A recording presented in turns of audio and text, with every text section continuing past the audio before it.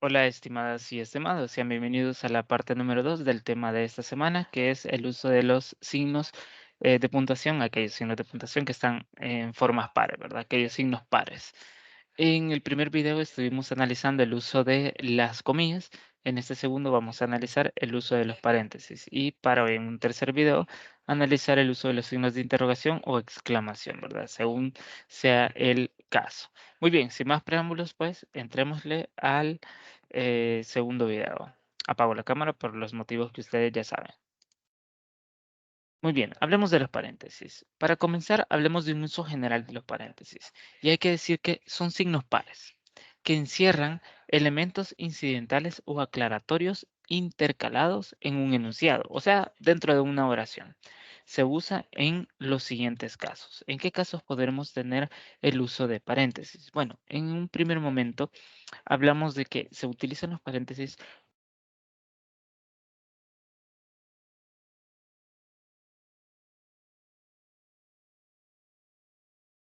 en realidad. Si se acuerdan, para esta finalidad también estaba el uso de la coma para un inciso o para una posición, pero si este inciso o esta posición no era tan larga, era corta. ¿Y qué pasa si ese inciso aclaratorio es muy largo? Bueno, se prefiere el uso del paréntesis. Por ejemplo, el abuelo de Alberto, el mismo que en su juventud fue el magnífico cirujano de la ciudad, parecía una estatua sentada en el sillón. Básicamente, el sentido principal de la oración o el mensaje de la oración es: el abuelo de Alberto parecía una estatua sentada en el sillón. Esa es la oración. Pero interrumpimos esta oración, la interrumpimos poniéndole un inciso aclaratorio de quién es el abuelo de Alberto o quién fue el abuelo de Alberto en su juventud, ¿verdad? En ese caso, se prefiere el uso del paréntesis. Otro ejemplo podría ser el siguiente. La plenaria, la última duró más de 4 horas sin descanso, será en el Salón Azul.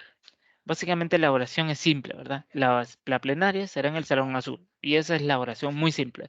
Pero interrumpimos esta oración o agregamos información en medio de esta oración eh, por medio del paréntesis, haciendo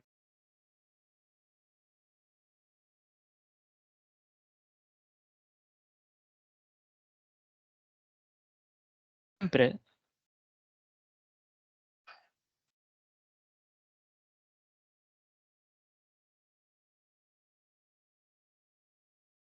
siempre se utiliza el paréntesis, siempre se utiliza el paréntesis em, para información que no sea importante, información que se pueda suprimir, es decir, información que podemos quitar. Muy bien, en ese sentido también se puede utilizar el paréntesis para lo siguiente, para intercalar algún dato preciso como fechas, lugares, significado de algunas siglas, etcétera. Por ejemplo, es que cuando nació apenas si tenía radio. Después de nació, si se fijan, hay un paréntesis en el cual se establece el año de nacimiento, 1945.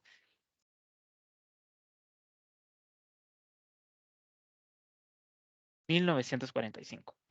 Otro ejemplo, toda su familia nació en Tegucigalpa y entre paréntesis aclaramos dónde queda Tegucigalpa. Sabemos que es un lugar de Honduras.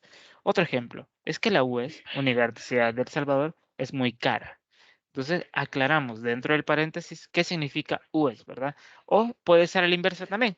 Es que la Universidad del Salvador, entre paréntesis UES, es muy cara, ¿verdad? Ambos casos puede funcionar.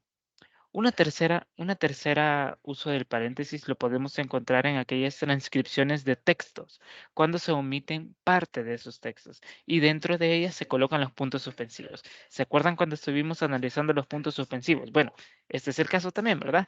Si se acuerdan, dentro de los puntos suspensivos, perdón, esos puntos suspensivos se iban a encontrar dentro de paréntesis. Entonces, hablamos justamente de este uso. Em, yo fui loco y ya soy cuerdo. Fui Don Quijote de la Mancha y soy Alonso Quijano el Bueno. Después de ese soy, si se fijan, hay dos paréntesis y dentro de los paréntesis puntos suspensivos. Esos puntos suspensivos o esos paréntesis con puntos suspensivos dentro significa que ahí había información, pero que al momento de extraer esa parte del texto decidimos no agregarla porque no nos pareció relevante dentro de nuestro texto. Otro ejemplo sería el siguiente. Si alguien ama una flor, es suficiente mirar el cielo para ser feliz.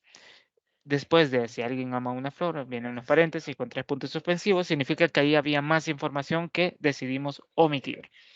También se utilizan los paréntesis para hacer mención del autor y año en una cita textual. Eso recorrimos, por ejemplo, APA, ¿verdad? Por ejemplo, tenemos una cita textual, comillas, ¿no? Un dedito, ¿qué es un dedito? Es un dedito. Esa es la cita. Y entre paréntesis, al final de la cita se coloca el apellido y el año en que se dijo esa frase. Otro ejemplo podría ser lo siguiente. Solo sé que no sé nada. Entre paréntesis colocamos al autor, en este caso Sócrates. Y si no sabemos la fecha, se le agrega S.F. que significa sin fecha. Muy bien.